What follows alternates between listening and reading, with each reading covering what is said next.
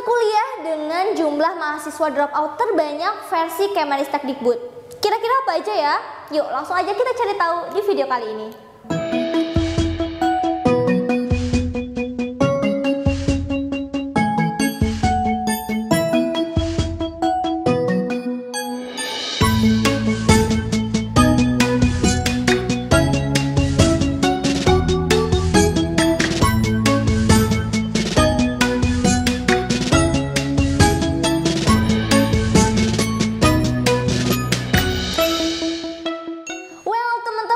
Seperti tadi di depan aku udah bilang kalau kali ini mau bahas tentang jurusan dengan jumlah mahasiswa dropout terbanyak versi Kemendikbud.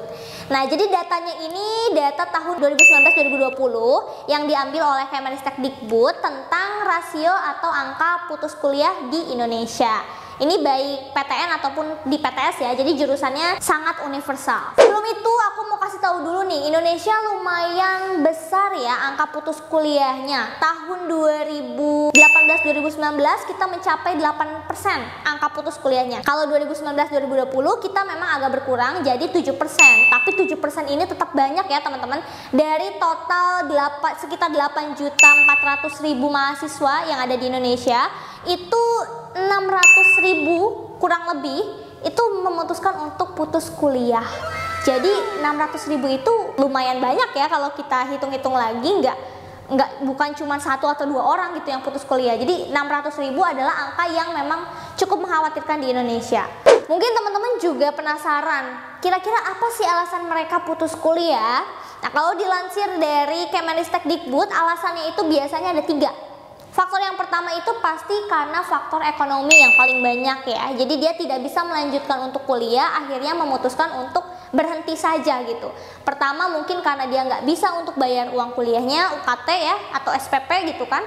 Terus yang kedua mungkin untuk mencari beasiswanya susah. Jadi mau nggak mau karena merasa tidak mampu akhirnya berhenti kuliah. Yang kedua itu biasanya karena mereka punya kegiatan lain yang lebih diprioritaskan gitu dibandingkan dengan kuliah. Akhirnya dia memutuskan untuk berhenti.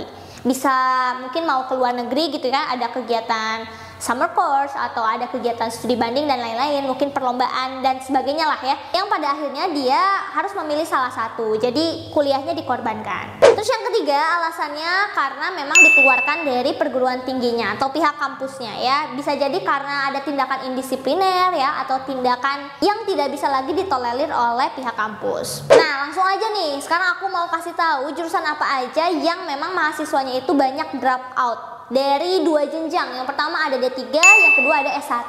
Kita mulai dari yang D3. Yang pertama ada teknik dan manajemen pembekalan.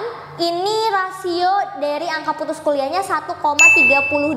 Artinya dari satu mahasiswa yang daftar ke satu kampus, ada 1-2 orang yang memutuskan untuk berhenti kuliah. Yang kedua ada budidaya pertanian, indeksnya 1,38. Terus selanjutnya ada budidaya hutan, indeksnya juga 1,40. Nah ini sama ya sebenarnya sama yang tadi sebelumnya. Jadi setiap ada satu mahasiswa baru terdaftar di jurusan tersebut, 1-2 orangnya memutuskan untuk berhenti kuliah. Kemudian ada juga prodi kebidanan di kampus kota Tasikmalaya, indeksnya 1,42.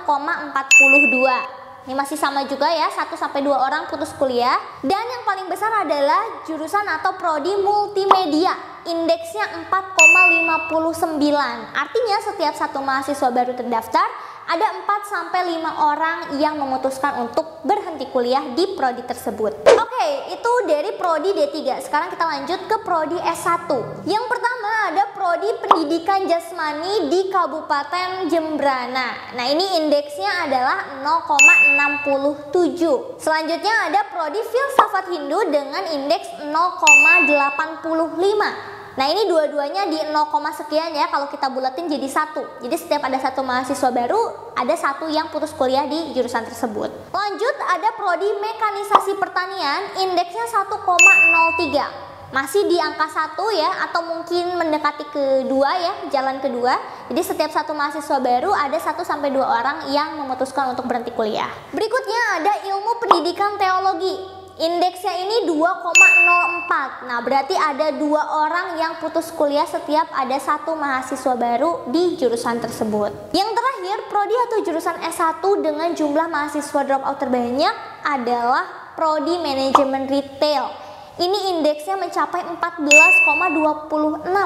Artinya ini setiap ada 1 mahasiswa baru terdaftar, ada sekitar 14 sampai 15 orang yang putus kuliah. Ini besar ya kalau dibandingkan dengan tadi cuma 1 orang atau 2 orang atau mungkin 4 orang. Nah, yang ini udah nyampe lebih dari 10 orang. Berarti memang ini jadi prodi yang paling banyak mahasiswa dropoutnya di Indonesia versi Kemenristekdikbud. Oke, jadi itu dia teman-teman jurusan atau program studi dengan jumlah mahasiswa dropout yang paling banyak. Dan tadi sebenarnya kita udah bilang ya beberapa alasan kenapa sih mereka memutuskan untuk berhenti kuliah.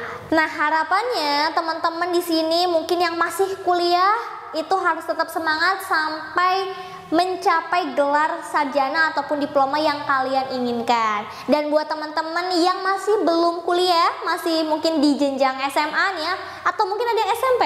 Nah, ini harus semangat juga nih buat ngejar cita-citanya biar bisa kuliah di perguruan tinggi yang kalian inginkan. So, itu dia untuk video kali ini. See you on the next video. Dah.